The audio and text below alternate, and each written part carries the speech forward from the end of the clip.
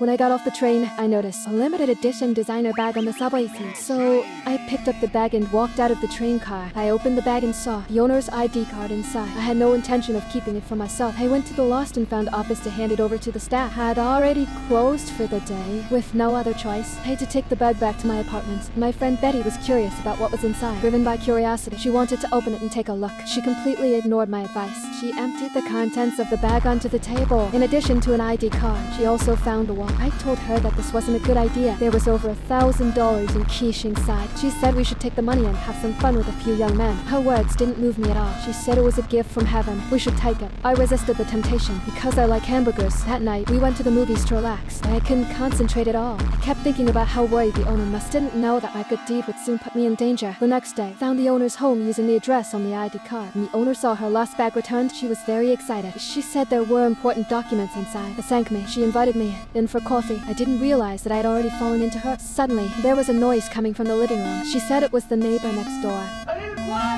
And the noise stopped. Her husband had passed away early. She only had one daughter. Her daughter was in college and rarely came home. Every time she thought of her daughter, she would play the piano. This reminded me of my late mother. Perhaps it was the same feeling of loneliness. We talked like old friends. Before leaving, we exchanged contact information. That night, she called me. She said she was too lonely. She hoped I could accompany her to adopt a dog. I couldn't refuse. My best friend reminded me to be careful around strangers. The next day, I accompanied the owner to adopt a puppy. We became inseparable. She called me her godreader. That was only one side of her. She looked up my information on the computer. She wanted to thoroughly understand her prey. She called her daughter in front of me. Her gentle tone completely relaxed me. When I was in a bad mood, she would play the piano to comfort me. I gave up my social circle just to be with her. My best friend kept urging me to leave. The victim was famine. Until that night, I was preparing a candlelit dinner at her house. Before dinner, she asked me to fetch candles from the cabinet. I accidentally opened the wrong cabinet. Inside were hundreds of identical designer handbags neatly arranged. I sensed something was terribly wrong.